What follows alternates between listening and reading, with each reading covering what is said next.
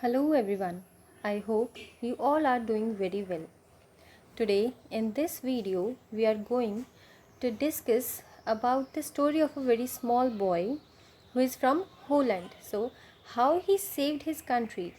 So this is the story of a boy that who saved his country Holland, and how he did it, what happened exactly. Let's read in this chapter. Henrik would be 10 years old in 10 months. Henrik is the name of the boy. तो ये क्या है, Heinrich जो है वो 10 साल का हो जाएगा नेक्स्ट 10 मंथ्स में, आगे 10 महीनों में. So as of now the age of Henrik is 9 years old. All his life he had heard about the dikes. और उसने अपनी पूरी लाइफ में किसके बारे में सुना है? डाइक्स के बारे में सुना है. Now what is the meaning of dikes? A long thick wall that is built to prevent the sea or the river from flooding low land. ऐसी एक मोटी सी वॉल बनाना, बहुत मोटी वॉल जो किससे प्रिवेंट करती है? नदी का या समुद्र का पानी एज अ फ्लड, ठीक है, फ्लड की फॉर्म पर आने से रोकती है उसको. As it shown in your picture. यहाँ पे पिक्चर में आप देख रहे हो ये वॉल बनी हुई है और यहाँ पे क्या है? वाटर है. इस पानी को किसने, इस वॉल ने रोका हुआ है. मोटी सी वॉल है, ठीक है. So this is a dike. He knew that a big part of Holland, his homeland, उसको पता था कि जो उसके होमलैंड का, उसके घर का जो बहुत बड़ा हिस्सा है होलैंड का, ले बिलो द लेवल ऑफ सी. वो कहाँ पे है? वो जो समुद्र का लेवल है उससे बहुत नीचाई पर है. And the only things that protected it from being flooded. और जो चीज़ उसको फ्लड आने से रोकती थी उस शहर को, वो क्या थे? Were the dunes and the dykes. वो ड्यून्स और डाइक्स थे. As I have already told you the meaning of dykes. Now what is the meaning of dunes? Dunes क्या होते हैं? A low hill of sand by the sea to prevent water from coming into the town और village. समुद्र के side में जो है मिट्टी के कुछ ऐसे हिल्स, छोटे छोटे हिल बना देना ताकि वहां से पानी जो है वो शहर में ना आ सके. The dykes which were made by humans were the most important. और जो डाइक्स थे जिसे ह्यूमन बनाते थे वो बहुत इम्पॉर्टेंट थे. From very long ago Hollanders had put up great mounts of earth. और बहुत पुराने टाइम से जो होलैंडर्स हैं, द पीपल ऑफ होलैंड, वो क्या कर रहे थे?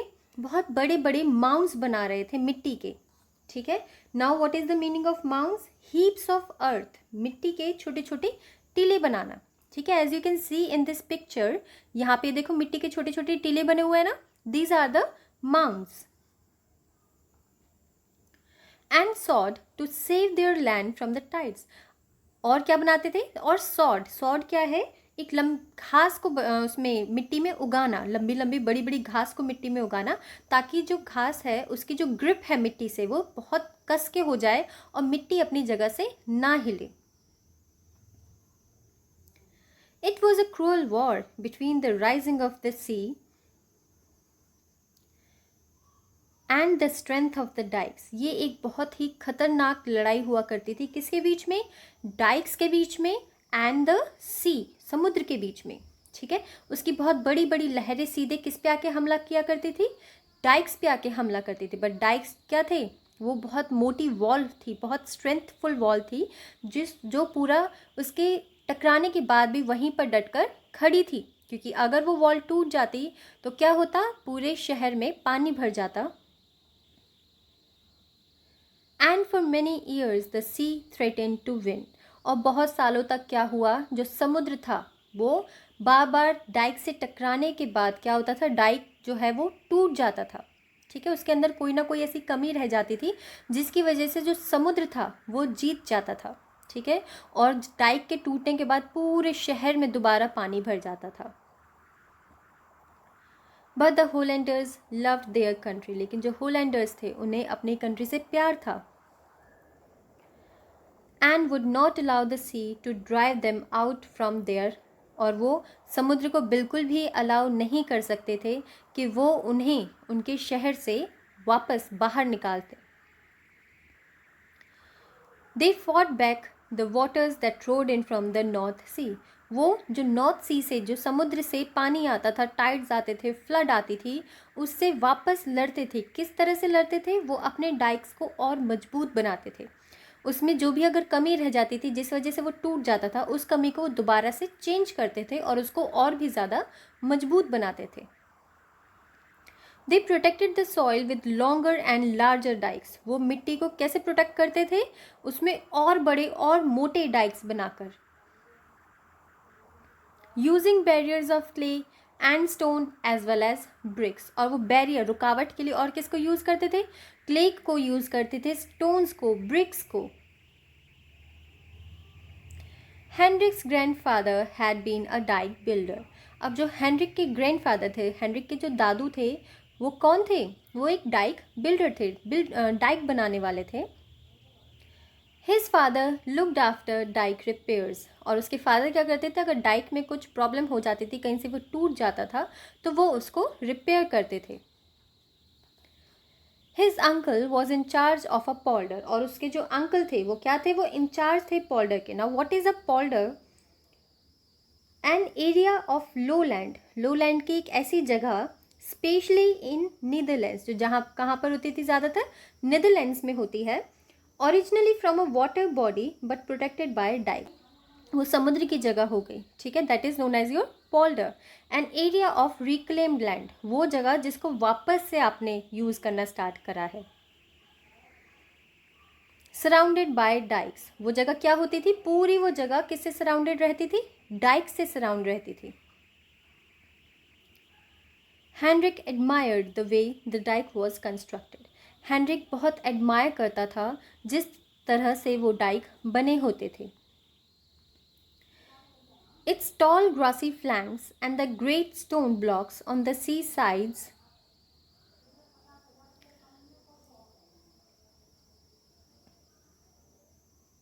put there to break the violence of the onrushing waves. जो वहाँ पे बड़ी बड़ी जो घास हुआ करती थी और जो वहाँ पे स्टोन्स होती थी, उनको किस लिए वहाँ पे रखा गया था?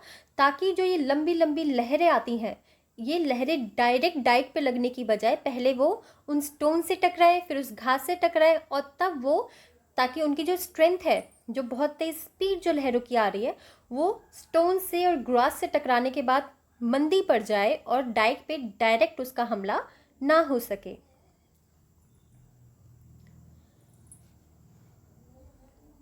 He would imagine himself standing on the wall as if it were a rampart. और वो क्या करता है? वो अपने आप को इमेजिन करता है जैसे कि वो एक रैम्पार्ट है और वो उस पर खड़ा हुआ है।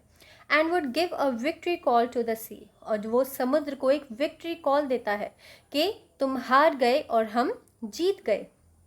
वो इमेजिन करता है अपने आप को उस वॉल पे, उस डाइक पे खड़े होकर समुद्र की तरफ फेस करके उस पर चिल्ला रहा हो, जैसे as it is shown in your picture. आप देख रहे हो ना सब, जैसे अभी तो फिलहाल नीचे खड़ा है ना, लेकिन ही इज इमेजिनिंग जैसे कि वो उस वॉल पे खड़ा है और समुद्र को बोल रहा है that we got a victory on you.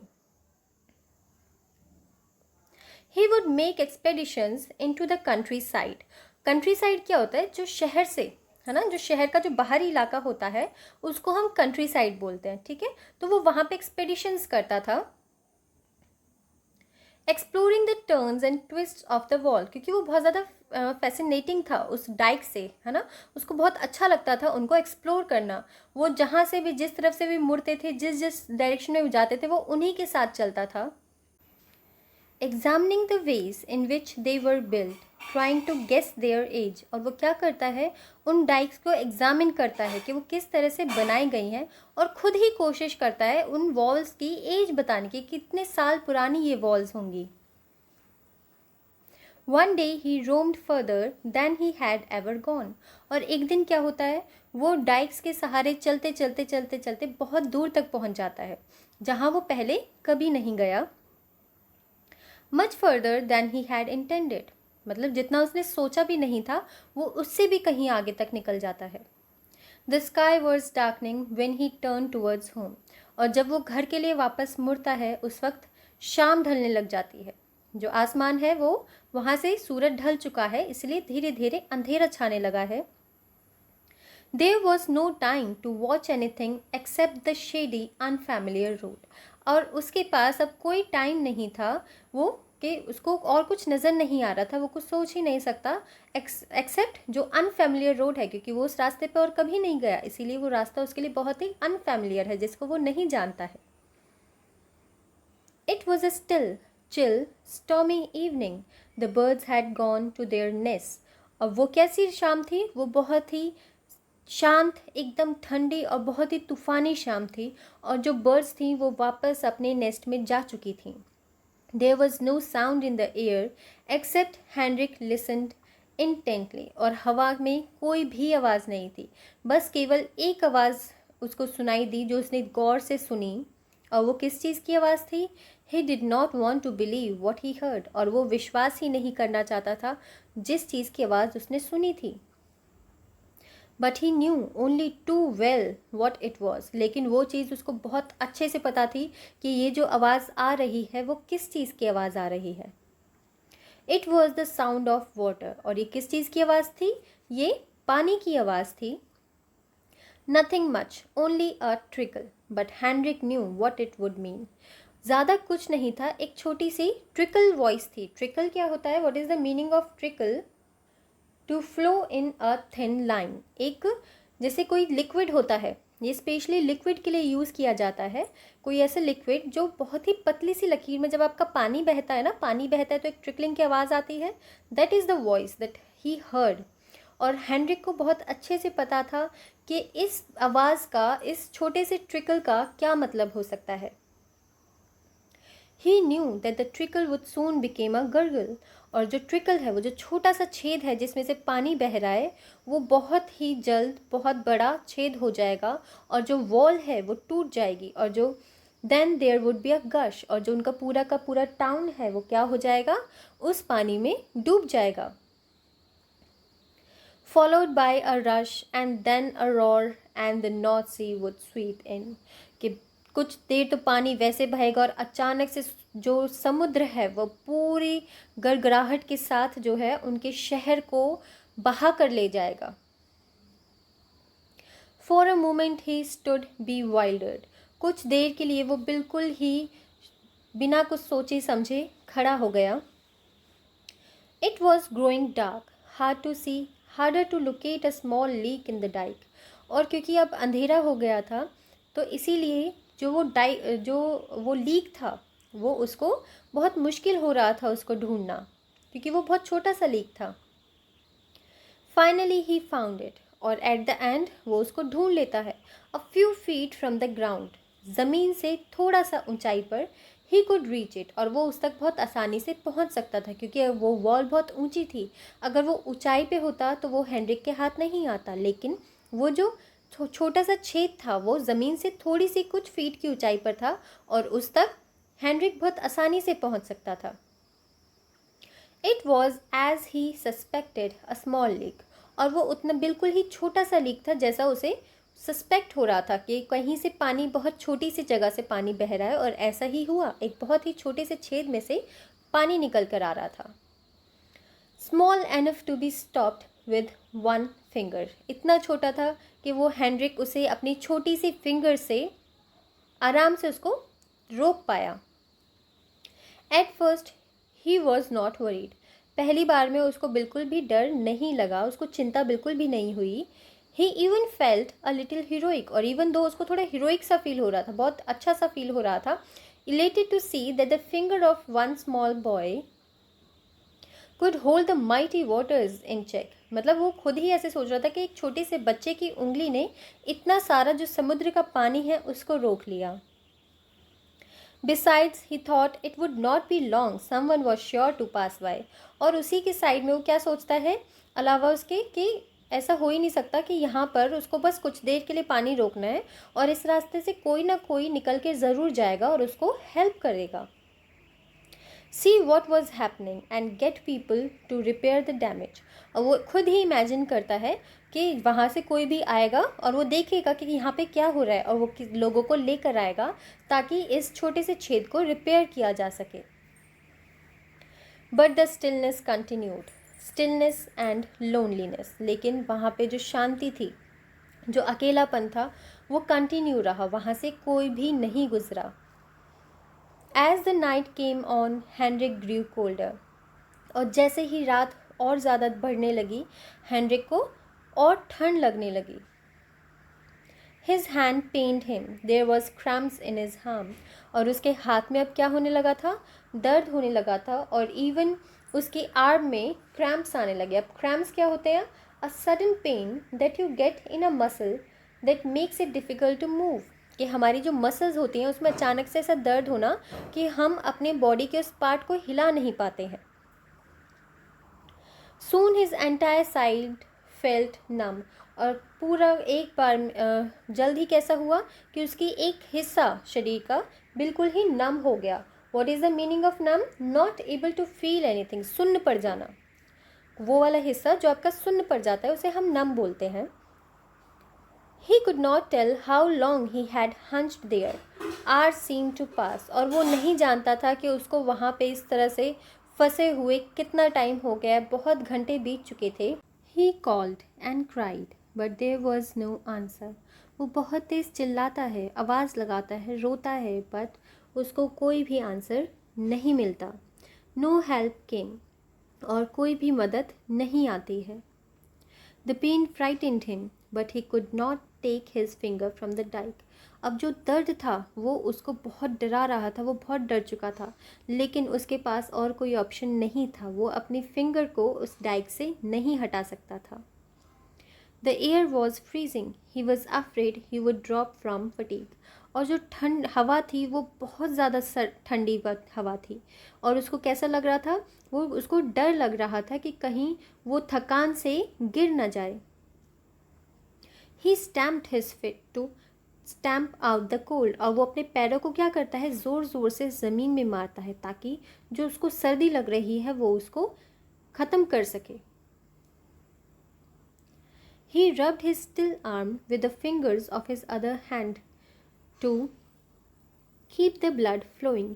क्योंकि उसने पूरी रात उसको होने को जा रही थी, उसने अपनी फिंगर उस छोटे से छेद में डाली हुई थी, जिसकी वजह से उसका हाथ जो था वो पूरा सुन्न हो गया था। There was no blood flowing in his hand, and because of this he was not feeling his hand, है ना। तो वो उस सुन्न उसको हटाने के लिए, उसमें ब्लड को फ्लो करने के लिए वो अपने दूसरे हाथ से उस हाथ को रब करने लग जाता है। He was dizzy. Pain stabbed every part of his body. और अब वो बहुत ज़्यादा थक चुका था, और जो दर्द था वो उसके शरीर के हर हिस्से में उसको दर्द हो रहा था। But he would not remove his finger from the dike. लेकिन वो अपनी फिंगर को उस डाइक में से नहीं हटाने वाला था। It was almost dawn when he saw the man with the lantern in his hand. अब वो पूरा रात उसको गुजर चुकी है और अब ऑलमोस्ट सुबह हो चुकी है, it's early in the morning, है ना। और वो क्या देखता है कि एक आदमी जो है वो अपने हाथ में लैंटर्न लिए चला आ रहा है। हेनरिक ऑलमोस्ट फेंटेड, और हेनरिक जो है वो बहुत हद तक बेहोशी की हालत में था। It was a labourer returning after working all night. और ये आदमी कौन था? ये एक लेबरर था जो पूरी रात काम करने के बाद अपने घर लौट रहा था। Henrik's parents had been searching for him all night. और जो हेनरिक के पेरेंट्स हैं वो उसको पूरी रात उसको ढूंढते रहे। But it was this labourer who found the boy. लेकिन ये लेबरर था जिसको हेनरिक मिला। ही इमीडिएटली कॉल्ड फॉर हेल्प। और वो जल्दी से ही हेल्प के लिए तेज़ तेज़ चिल्लाता है। द लीक वॉज प्लग्ड सून। और जो लीक है वो जल्द ही ठीक कर दिया जाता है। The dike was strengthened in weeks. और जो डाइक है उसको भी पूरा दोबारा से मजबूत कर दिया जाता है विद इन अ वीक, एक हफ्ते के अंदर अंदर। A great part of Holland was saved. और एक बहुत बड़ा हिस्सा जो हॉलैंड का था वो अब सेव कर दिया गया, उसको बचा लिया गया है। Years passed and many things were forgotten. अब बहुत साल बीत जाते हैं, बहुत सी चीज़ें लोग भूल जाते हैं। But the country is still grateful to the boy who kept his finger in the dike. लेकिन जो कंट्री है वो आज भी उस छोटे बच्चे के लिए ग्रेटफुल है जिसने अपनी उंगली को उस वॉल पर लगाए रखा, और वो सब उसको आज भी बहुत याद करते हैं। Okay class, so thank you so much for watching the video. I hope आप सबको ये चैप्टर, योर स्टोरी समझ में आई होगी। So till then, thank you and good bye.